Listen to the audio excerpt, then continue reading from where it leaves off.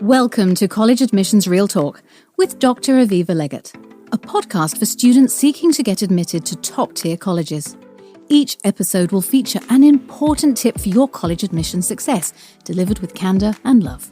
If you've ever wanted to take a peek inside the mind of a college admissions officer, this is your chance. Have a question? Text Dr. Legatt at 610 222 57 62. So, what's your dream school? Welcome to College Admissions Real Talk. This is Dr. Aviva Legatt, founder and elite admissions expert at Ivy Insight and author of Get Real and Get In. Today we're going to be discussing the question, to Fafsa or not to Fafsa? That is the question. It's such an interesting and complicated question, to Fafsa or not to Fafsa, for many people that I work with whose family income falls between $80,000 and $350,000. Many of our clients fall within this range, though some earn more, some earn less, and can benefit from all different kinds of scholarships. Before I talk about to Fafsa or not to Fafsa, I want to talk a little bit about strategic money planning, which is an activity that parents have to do typically in conjunction with their children in some way, although may not include them. Strategic money planning essentially involves a series of steps where parents are going to move assets, adjust balances from one ledger to another in order to maximize their financial aid that they could receive on the FAFSA. That is a huge and important step that so many families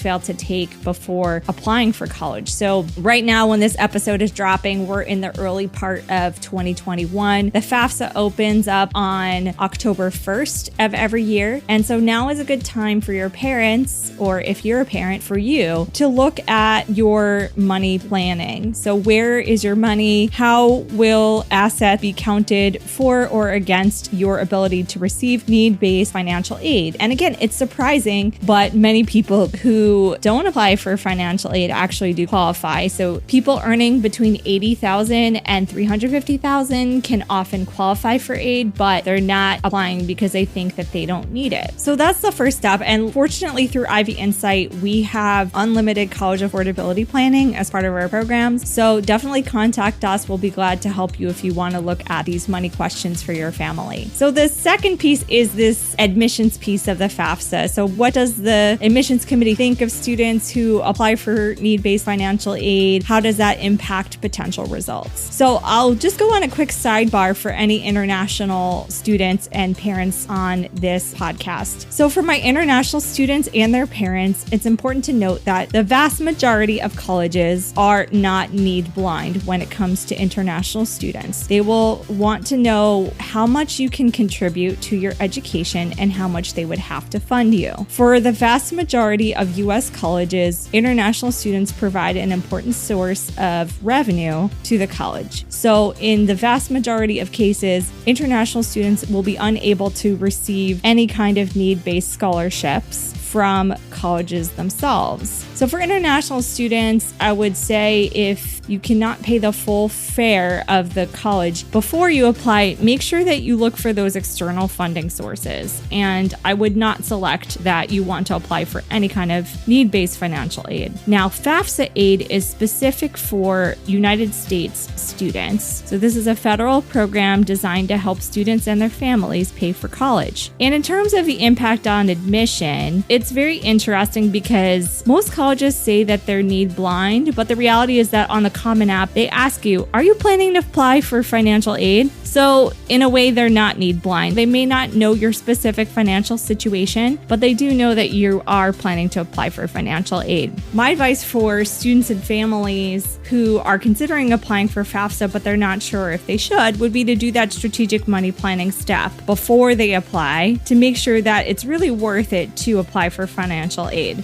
Not applying for financial aid, particularly when you don't need it, is actually an advantage because the colleges will be happy to take the full ticket price for college tuition, which they don't usually get from most students. So not applying for the FAFSA can provide an admissions advantage, but I would not encourage anyone to take that admissions advantage unless they could truly pay comfortably for college without any kind of need-based financial aid. So to sum up, first step, strategic money planning. Second step, decide if you should apply for FAFSA aid given your family financial situation, and definitely apply for FAFSA aid if you can and will qualify. The third kind of financial aid that I want to share with you is merit aid. And so you will automatically be considered for some merit-based scholarships at certain colleges where you're applying. For example, University of Virginia offers different kinds of scholarships. They have additional questions you need to fill out. University of North Carolina, same thing, additional questions you need to fill out. This is not an exhaustive list, just giving you a couple of examples here. There are also external merit scholarships you can apply for, and I suggest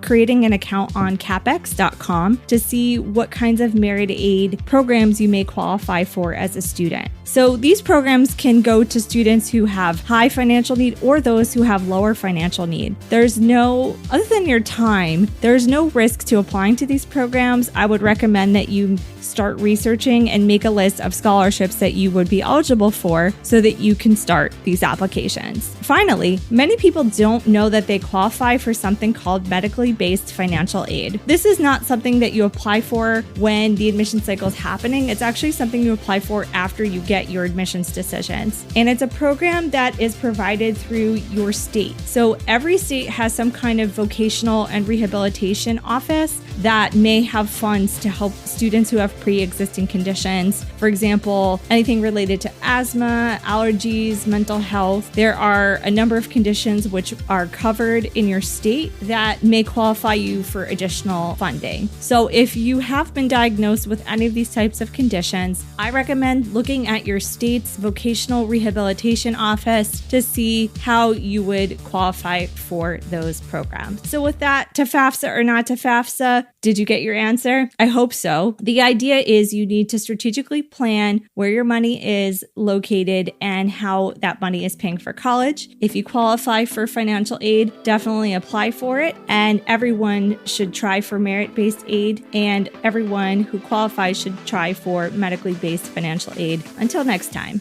College Admissions Real Talk is hosted by Dr. Aviva Legatt, edited by Stephanie Carlin, and produced by Incontrera Consulting.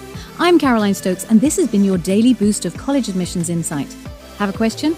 Text Dr. Legatt at 610 222 5762. For more information on Dr. Legatt and Ivy Insight, visit www.ivyinsight.com. And you can pick up Dr. Legatt's book, Get Real and Get In, at major retail outlets across the world. Insight out.